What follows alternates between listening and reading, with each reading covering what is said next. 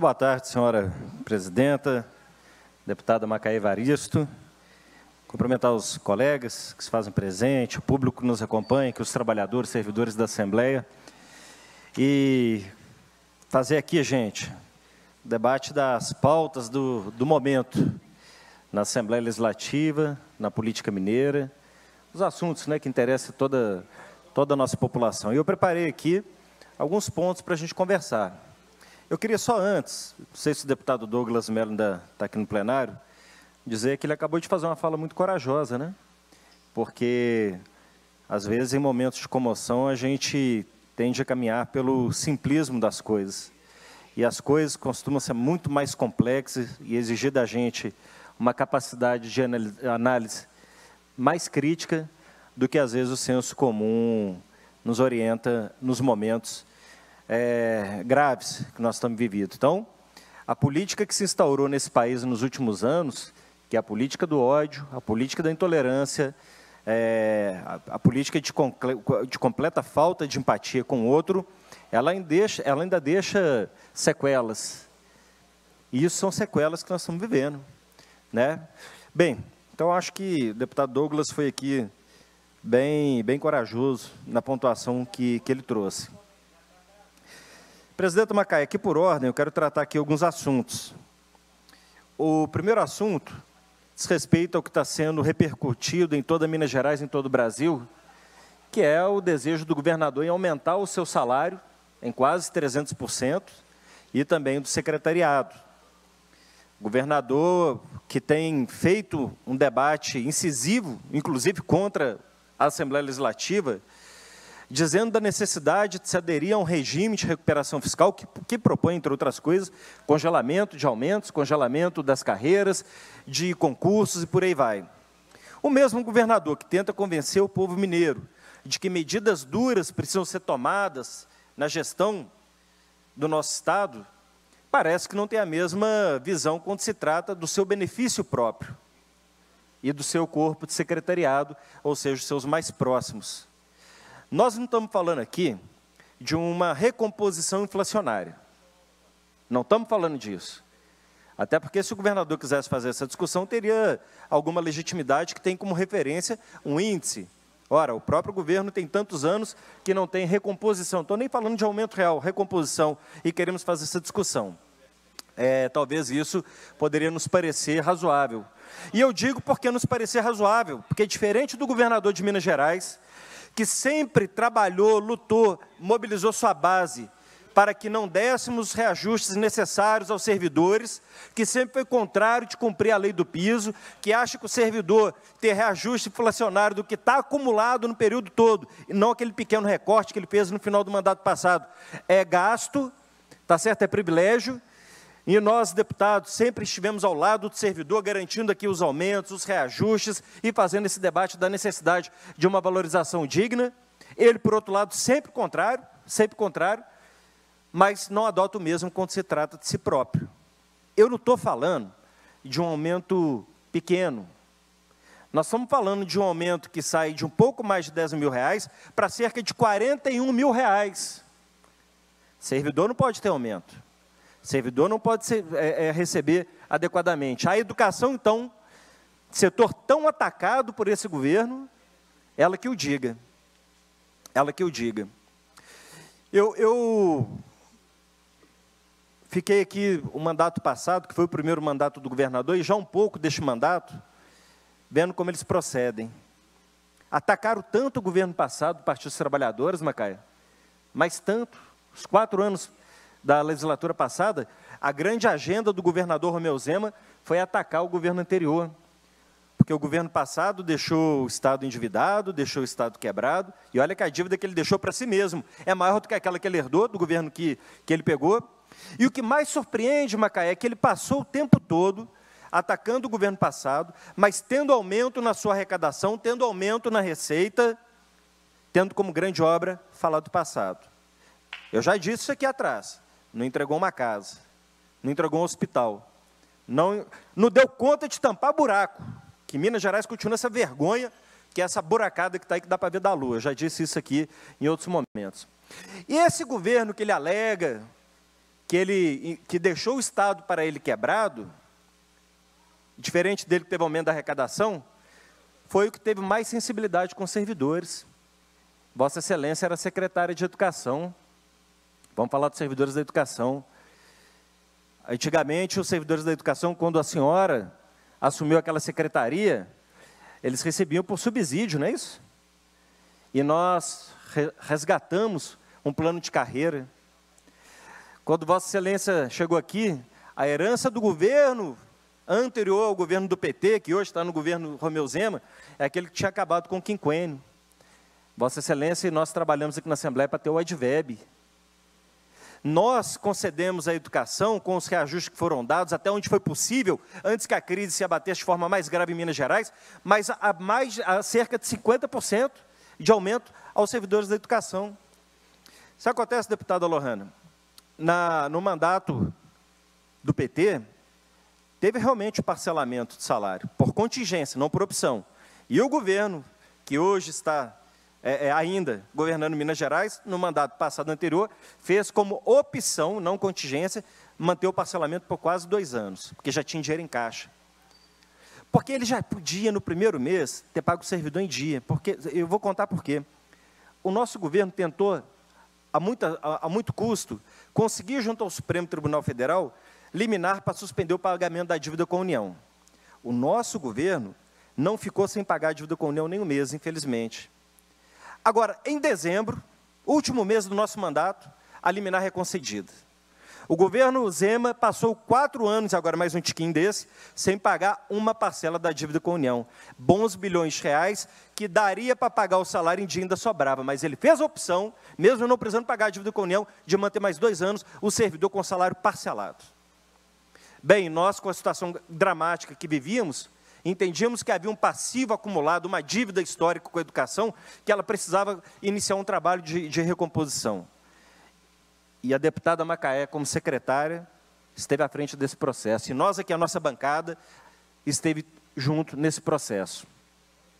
Então, nós tivemos um novo plano de cargos e salários com as progressões. Nós tivemos, dentro das progressões, um aumento médio mais de 50%. No parcelamento, deputado Jean, Vossa Excelência vai lembrar que na primeira parcela que nós pagávamos, era igual ao salário que era pago no governo anterior. As outras 2 parcelas já eram, vamos chamar assim, o plus, aumento real. Não era isso? Nós tínhamos essa diferença na educação. Então, eu estou contando isso tudo para vocês, para quem está nos acompanhando, ter clareza na diferença de projetos políticos, de quem reconhece no servidor aquele sujeito primordial para prestar o serviço de qualidade para a população. Não dá para ter 2 discursos aqui. Porque tem 2 discursos. Na hora que o bicho pega, e a gente precisa do servidor público da saúde, lá do SUS, enfrentando a pandemia com a própria vida, vamos bater palma, os nossos heróis. Mas na hora que passa, aí esquece, o servidor não merece tal valorização. E esse governo que aqui está, vai entrar para a história como um dos grandes governos inimigos do servidor. Digo isso tudo, para quem passou a nos acompanhar a partir de agora, para dizer que o governador Romeu Zema, que trabalha tanto para que os servidores não sejam valorizados, que não tenham o aumento digno, nem sequer a recomposição justa da inflação dos anos que se acumularam, que não cumpre a lei do piso para a educação, acha justo não ver o Estado quebrado mais, quando se trata do próprio salário passando de 10 mil para quase 41 mil reais, dele e de seus secretários. Esse é o governo do Novo. Esse é o governo do Partido Novo. Aquele que foi eleito na primeira eleição, dizendo, eu não vou receber salário, assino o documento em cartório. Enquanto tiver parcelamento, eu não vou receber salário. Nós somos contra regalias, nós primamos pela austeridade. Essa é a austeridade do governador. Não vê problema em aumentar o seu salário de 10 mil para 40 mil reais. Então, Minas Gerais hoje está em todas as manchetes dos grandes veículos nacionais. A grande notícia de Minas, o que nós somos para o resto do Brasil é o Estado que o governador quer aumentar em 300% do seu salário. Com o Estado que esse mesmo governador alega que está quebrado, que, portanto, precisa aderir a um regime de recuperação fiscal para colocar na conta do servidor e na conta do cidadão mineiro a crise que não foi criada por eles. Não foi criada por eles. Bela coerência. Esse governo que prima pela austeridade e que acha que o servidor não merece nem sequer a recomposição adequada da inflação ou o cumprimento da lei que nós votamos aqui, que é a PEC do piso, essa austeridade não vê problema em dar para os seus amigos, que são grandes doadores da sua campanha, vantagens, benefícios. Porque o cidadão que está me acompanhando vai pagar os 4% de IPVA. Com o aumento da tabela FIPE, de carro novo, carro usado, isso aumenta e aumenta muito. Até onde nós pudemos, nós seguramos isso aqui. Mas agora eles vão vir e vão cobrar o cidadão. Para os amigos, bons doadores de campanha, 1%. Eu nunca vi a generosidade tamanha desse governo para os seus amigos correligionários, mas é implacável contra os mais pobres e os trabalhadores do estado de Minas Gerais. Implacável. É um monte de gente de pendurada em tudo quanto é coisa aqui no estado, sabe? Na hora que você vai olhando com cuidado, que eles fazem o discurso para fora, mas para dentro a prática é outra. Aí você olha com cuidado e fala assim, mas como é que é isso aqui? Um monte de regime especial de tributação, incentivo fiscal, coisas absurdas que talvez não consigam justificar, porque ali estão. Você vê que eles te penduram nos regimes especiais de tributação, eles te penduram na Codemig por causa do nióbio, eles crescem o olho na questão do lítio, eles aparelham a CEMIG, e aí na hora que você vai puxando, que você levanta, olha, tem mais aqui uma mamatazinha, o Estado como se fosse uma grande vaca leiteira, e todo dividido, e cada grupo desses grupos que compõem hoje a administração do Estado vão se dependurando em tetas distintas. Em tetas distintas. Essa é a política do novo. A gente vai fazer aqui a discussão da reforma administrativa. O governo da austeridade, como ele mesmo, essa fala ele fez na abertura da Confederação Nacional dos Municípios. O meu governo é austero, governo austero. Rapaz, no final do mandato passado, nós denunciamos aqui que um auditor da Receita Fazendária ganhou no único mês mais de R$240 mil de salário, austero. Está aqui agora querendo colocar 300% de aumento do seu próprio salário, austero. Coloca um monte de amigos te pendurado nas tetas e benefícios fiscais do Estado, que austeridade é essa? E agora, na reforma administrativa, nos chama a atenção, entre vários problemas que nós já identificamos, mas aqui eu vou apontar um de forma mais imediata, a criação de uma Secretaria de Comunicação. Ora, criação de uma Secretaria de Comunicação, do qual temos informação, amplia essa estrutura, sabe-se lá quem que vai assumir, e já estão dizendo que a verba que já foi utilizada será duplicada. Para quê?